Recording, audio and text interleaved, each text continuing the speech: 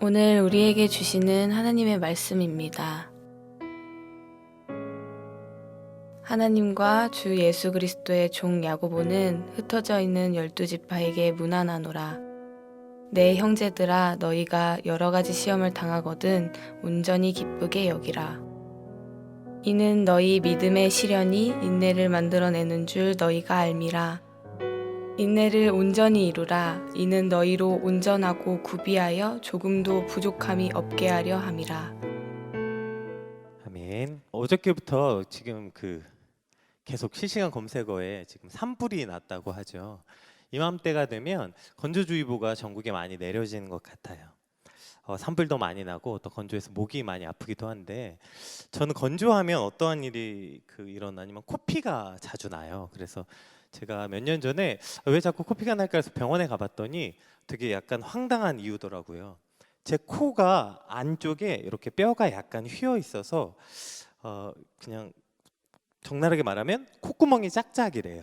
바깥에서 보기엔 안 그런데 속 안이. 그래서 얇은 쪽으로 공기가 많이 통하니까 압력 때문에 모세혈관이 터져서 코피가 자주 난다고 하더라고요.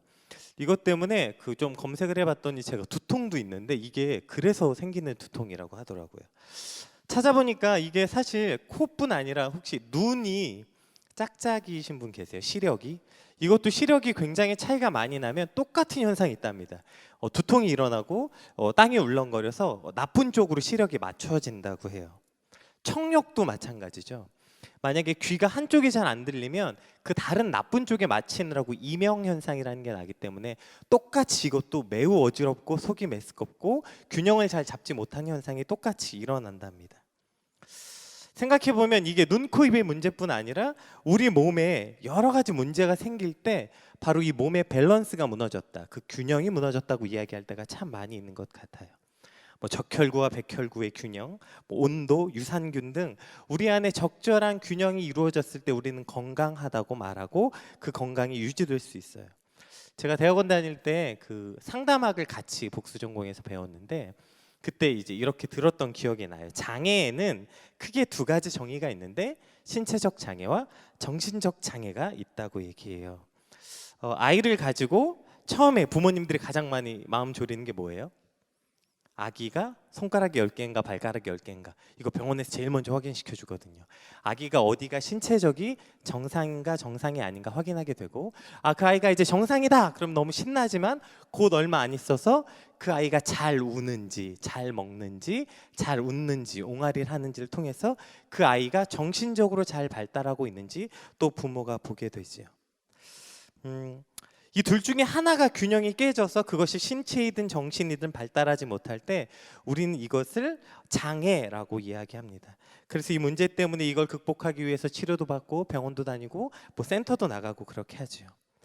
교회도 마찬가지인 것 같아요. 저희가 건강한 교회다라고 말할 때는 믿는 자의 수가 더하는 성도가 늘어나는 양적인 성장, 이것이 인간으로 따지면 신체의 발달에 비견한다면 그 안에 있는 성도들의 신앙의 성장과 성숙이 일어나야 되는 부분이 바로 정신의 발달에 해당할 수 있겠죠.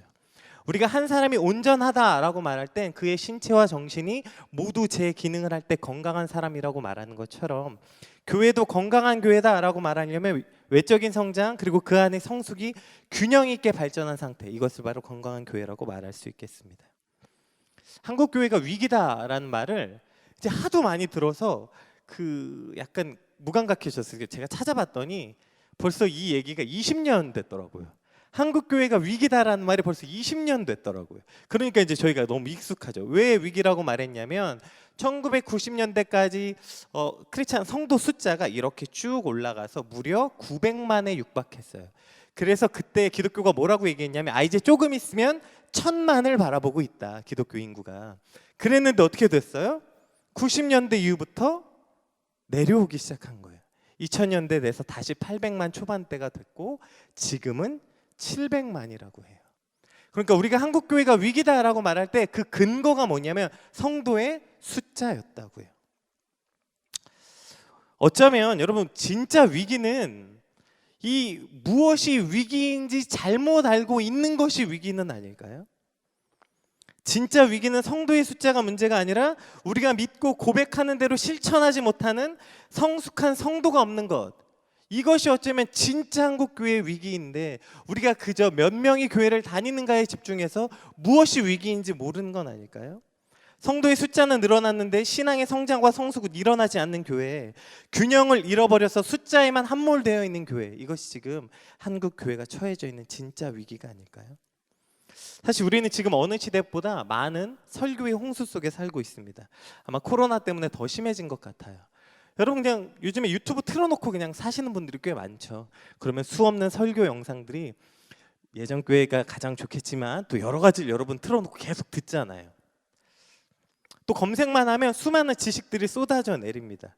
교회마다 성경이나 뭐 교리에 대한 교육 프로그램이 체계적으로 잘 안 돼 있는 교회는 요즘 찾아보기 어려워요.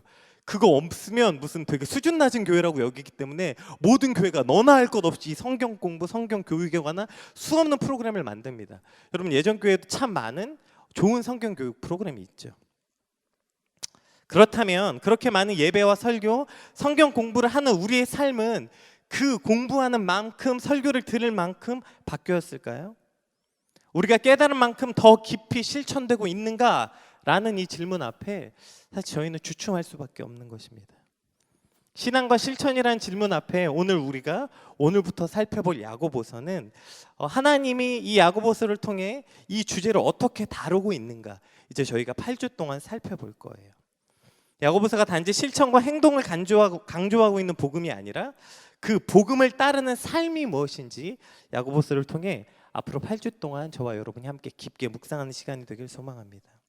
제가 오늘 말씀 준비하면서 제 안에 약간 뜨거운 마음이 생겼어요. 왜냐하면 코로나 때문에 사실 교회가 되게 어려움에 많이 처해져 있잖아요.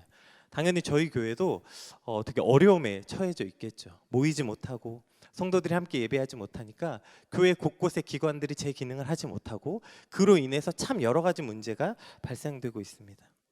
마치 예전 교회가 멈춘 것 같은 느낌이 들기도 합니다.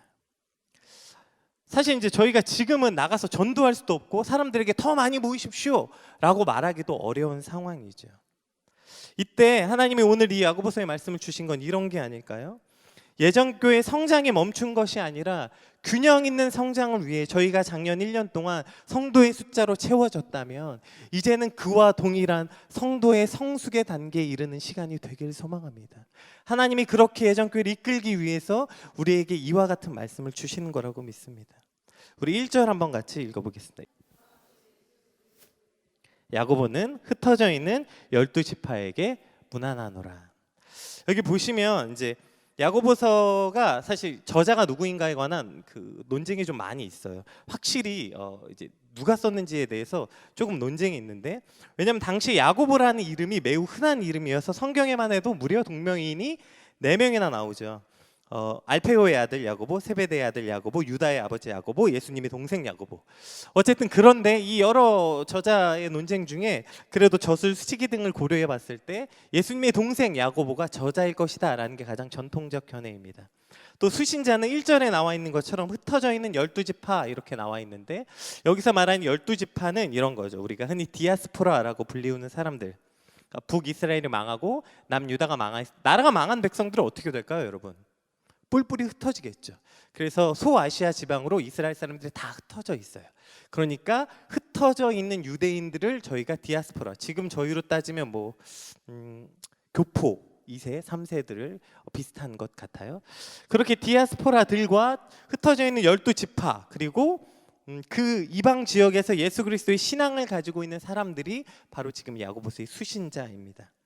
근데 여기서 재밌는 표현 중에 하나는 1절에 야고보가 본인 스스로를 뭐라고 지칭하고 있는가 한번 볼까요? 뭐라고 얘기하고 있어요? 야고보가 자기를 누구래요?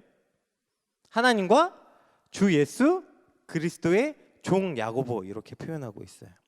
사실 지금도 유명인이나 뭐 연예인이나 누구의 가족이라고 하면 먹고 들어가는 어드밴티지가 있잖아요.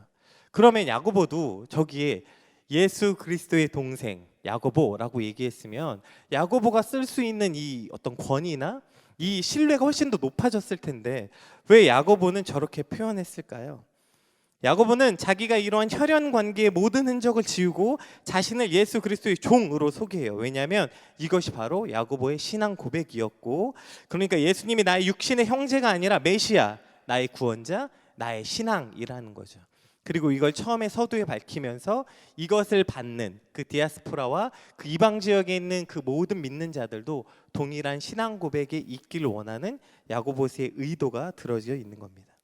우리도 한번 해볼까요? 여러분이 누구십니까? 뭐라고 소개하실래요? 이렇게 소개할 수 있게 되면 너무너무 좋지 않겠어요? 당신이 누구십니까? 하면 여기에 이름을 넣어서 한번 해볼까요? 하나님과 주 예수 그리스도의 종 유한영은, 이렇게 여러분의 이름을 넣어서 다시 볼까요? 시작. 하나님과 주 예수 그리스도의 종 유한영은. 여러분 유한영은 하면 안 되죠. 여러분의 이름으로. 여기에 하나님과 주 예수 그리스도의 종이라고 소개했는데, 그럼 이건 무슨 뜻일까요? 여기서 우리 주, 로드라고 얘기하죠. 즉 내 삶의 주인이라는 고백이 그 뒤에 나오는 종을 수식하잖아요. 그런데 굳이 이 앞에 주라고도 표현되고 그 뒤에 종이라고도 이 두 번이나 반복해서 사용한 이유가 여기 있습니다. 바로 이것이 잃어버린 두 번째 균형입니다. 제가 아까 첫 번째 잃어버린 균형이 성숙과 성장에 관한 균형이었다면, 두 번째 잃어버린 균형이 바로 여기 있는 거예요. 여러분, 우리 안에는 어떤 악함이 있냐면요, 나를 살리시고 구원하신 구원자 예수 그리스도와 마이 로드, 나의 구주, 나의 주인이십니다라는 예수님을 분리해서 생각하고 싶은 악함이 들어있는 거예요. 우리 안에 예수님께서 나의 죄를 사해 주셨습니다, 구원자이십니다라는 사실은 너무너무 기뻐하고 감사하면서 그분이 당신의 주인이십니다라는 말에는 불편함을 느끼는 거죠. 그러니까 예수님을 내가 선택적으로 두 가지로 나누어서 그분이 나의 죄를 사해주고 생명을 주시는 분이라는 사실에는 너무너무 기뻐하고, 그분이 당신의 주인입니다라는 사실에는 불편함을 느낀다고요. 이것이 우리 안에 무너져 있는 두 번째 균형입니다. 예수님이 나의 구원자라는 뜻은 그분이 나의 삶의 주인이고 나는 그분의 종이라는 이 사실이 반드시 포함되어 있어야 돼요. 아니요, 어쩌면 이것이 핵심입니다. 왜냐하면 구원이라는 건 결과이니까요. 그분이 여러분과 저의 주인이 되시고 저는 그분의 종이 된다면 구원이란 결과는 당연히 따라오는 거예요. 그러면 우리가 더 집중해야 될 사실은 그분이 나의 구원자라는 사실뿐이 아니라 그분이 나의 주인이시라는 것과 나는 그분의 종이라는 것입니다. 예수 그리스도가 내 삶의 구원자인 것은 당연하고, 우리가 오늘 회복해야 되는 것은 그 예수 그리스도가 내 삶의 주인, 내 시간의 주인, 내 인생의 주인, 내 모든 것의 주인이란 이 고백이 오늘 저와 여러분에게 회복돼야 되는 것입니다. 예수님이 내 삶의 주인이십니다. 예수님이 내 시간의 주인이십니다. 예수님이 내 인생의 주인이십니다. 믿으십니까? 이것이 불편하다면 이미 우린 균형을 잃어버린 거예요. 내 안에 예수님 내 죄를 사해 주셨어, 너무 기뻐. 예수님 내게 생명 주셨어, 너무 기뻐. 근데 그분이 당신의 주인이세요. 당신의 시간의 주인이세요. 당신의 재물의 주인이세요. 당신이 그분 것이에요. 이것은 주저하게 되고 이것이 기쁘지 않다면 이미 내 신앙이 기울어져 있다고요. 균형을 잃어버렸다고요. 내가 예수님을 선택적으로 믿을 수 있다고 착각하는 거죠. 오늘 예수님 마이 로드, 이 신앙이 회복되는 시간이 되시기 주님의 이름으로 축복합니다. 우리 2절에서 4절 한번 같이 읽어볼게요. 내 형제들아, 너희가 여러 가지 시험을 당하거든 온전히 기쁘게 여기라. 이는 너희의 믿음의 시련이 인내를 만들어내는 줄 너희가 알미라. 인내를 온전히 이루라. 이는 너희로 온전하고 구비하여 조금도 부족함이 없게 하려 함이라. 야고보서가 첫 번째 자신의 마이 로드라는 신앙 고백으로 시작해서 다음 메시지를 주는데, 이게 야고보의 성격이에요. 이제 야고보서 쭉 보시면 아시겠지만 굉장히 직설적이고요. 뭐 인사말 이런 거 없어요. 그냥 바로 직진입니다. 그 바로 다음 내용이 이거예요. 시험을 당하고는 기쁘게 여겨라. 거의 이해할 수 없는 이런 말도 안 되는 명령이 그 다음 메시지예요. 캔디, 요즘 청년들 혹시 캔디 알아요? 드라마? 외로워도 슬퍼도, 이거 알아요? 나도 모르고 싶다. 자, 이것을 요즘 청년들 잘 모르겠죠. 아주 유명한 만화예요. 그 노래가 외로워도 슬퍼도 나는 안으로 뭐예요? 참고 참지 울긴 왜 울어, 이런 가사예요. 지금 여기서 야고보가 시험을 당하든 기쁘게 여기라, 이 말은 이런 캔디 주제가 같은 말이 아니에요. 야, 인생 앞에 고난 앞에 뭐 고통을 즐겨라, 이러한 얘기가 아니라고요. 어떤 의미일까요? 이것은 어려움 속에서 우리가 시험을 마주할 때 우리가 취해야 되는 태도에 대한 문제예요. TV쇼 프로그램에 이런 게 있어요. 어떤 종이에 지령을 써주면 그걸 내가 확인해요. 그리고 다른 사람한테 그 말을 들으면 성공하는 거예요. 조금 어려워요? 이런 거죠. 제가 종이를 한 장을 뽑아요. 그 종이에 이렇게 써 있습니다. 너 참 착해. 그럼 저는 그 종이를 가지고 사람들한테 가서 막 착한 짓을 해야 돼요. 평소에 안 하던 짓을. 그럼 사람들이 너 왜 이래? 왜 이래? 하다가 누군가 너 참 착하다 이 말하면 어떻게 되는 거예요? 성공. 이런 프로그램 혹시 본 적 있으세요? 여러분, 그런데 만약에 그 지령이 너 바보지 라는 지령이 있다고 칩시다. 그럼 우리가 사람들 앞에 뭘 할까요? 바보짓을 하겠죠. 그리고 누군가가 너 바보지 라고 말하면 어떻게 할까요? 우와 기뻐하겠죠. 왜냐하면 그것이 성공이었으니까요. 알아, 혹시 딱밤 맞는 거 좋아해? 싫어해? 누가 때린다 그러면 어떡하겠어? 딱밤을 피해. 근데 한 대에 100만 원씩 주면, 한 대 맞을 때마다 100만 원씩 줄게. 근데 세게 때리더라도 한 대 100만 원씩 준대.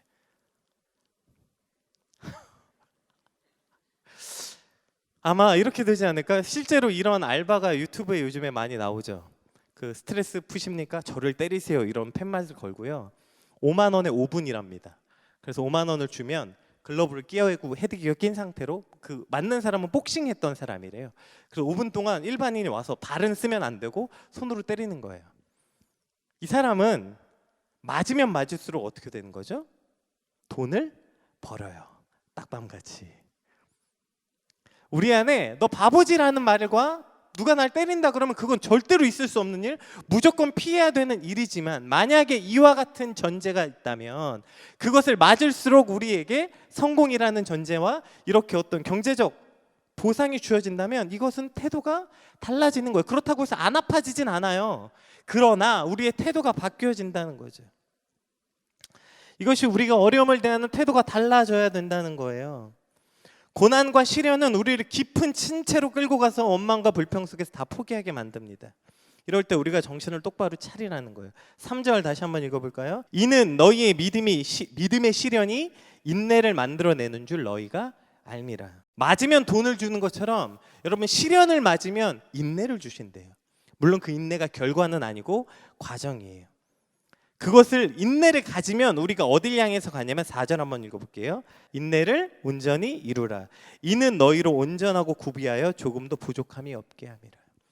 그러니까 믿음의 시련이 우리에게 왔을 때 왜 기뻐하라고 말하냐면, 왜냐하면 그게 성공이야 라고 말하는 것처럼, 그렇게 너희가 믿음의 시련을 왜 기뻐해야 되냐면 그 인내를 너희가 획득해서 그것을 잘 견디면 뭐가 된대요? 너희가 온전해지고 구비하여 조금도 부족함이 없게 된대요. 이건 무슨 뜻일까요? 이스라엘이 애굽에 400년 동안 종살이 하고 있었죠. 어디로 가고 있어요? 지금 나와서 이스라엘이 어디로 가고 있었죠? 젖과 꿀이 흐르는 땅, 어디예요? 네, 가나안을 향해서 가고 있었다고요. 하나님이 이스라엘을 가나안으로 데려가시기 위해서 제일 먼저 어디를 통과하게 했냐면 광야를 통과하게 하셨어요. 왜일까요? 우리는 흔히 이걸 읽으면서 광야를 보상으로 생각할 때가 많아요. 광야를 잘 견디니까 가나안을 선물로 주셨다. 여기가 바로 우리가 잃어버린 세 번째 균형의 지점입니다. 여러분, 가나안은 보상이 아니에요. 어쩌면 가나안 때문에 광야가 필요했다고요. 여러분, 신명기 말씀 잘 읽어보세요. 모세가 죽기 직전에 뭐라고 표현하고 있는지. 가나안이 어떤 땅이었죠? 강한 7민족. 이스라엘은 마치 메뚜기와 같이 보였던 그 강한 7민족이 살고 있었고 우상이 판치던 세상이었죠. 그 땅으로 이제 하나님의 백성인 작은 민족 이스라엘이 들어가야 되는 거예요. 그래서 하나님이 광야에서 뭘 가르치셨죠? 주님만 내 도움이 되시고. 그 광야에서 낮에는 기름구둥으로 지켜주시고, 밤에는 불기둥으로 지켜주시고, 땅의 소산이 아니라 하나님이 주시는 만나를 먹는 삶. 그러니까 땅에서 무언가 얻는 삶이 아니라 하늘을 향해서 하나님이 주신 것을 받아먹고 사는 삶, 즉 하나님의 백성으로 훈련받는 시간이 바로 광야였다고요. 그걸 해야 어떻게 돼요? 우상이 판치는 그 가나안 땅에 들어가서 그 우상을 깨고 그곳에 하나님의 전을 세우는 이 사명을 완수할 수 있었기 때문이죠. 광야에서 이스라엘이 뭐 군사훈련하고 이런 거 아니에요. 하나님이 가라고 하면 가고 멈추라고 하면 멈추고 전쟁하라고 하면 하고 전쟁하지 말라고 하면 하지 않는 훈련. 하나님이 시키는 대로 나아가는 순종의 훈련. 그게 전부입니다. 그리고 가나안 땅에 들어가게 되는 거예요. 히브리서 12장 2절에는 이렇게 이야기합니다. 믿음의 주요 온전하게 하시는 이인 예수 그리스도를 바라보라. 오늘 지금 여기서 말하는 그 인내의 결과에 대해서 이렇게 이야기하고 있는 거예요. 너희가 그 가나안에 들어가면 그 가나안을 너희가 선물로 받는 것이 아니라 사람이 떡으로만 사는 것이 아니라 하나님의 말씀으로 사는 삶을 배우게 되면 군사 훈련하고 노력해서 가나안을 정복하는 게 아니라 주님만 내 도움이 되시고 주께서 가라 하시면 가고 멈추라면 멈추는 그 삶이 우리로 조금도 부족함이 없게 온전하게 만드는 삶이라고 이야기하시는 겁니다.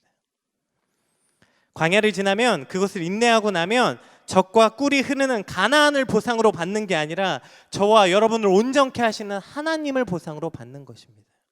그분이 나의 유업이 되시고 그래서 우리는 기뻐하라고 오늘 야고보서가 이야기하고 있는 것입니다.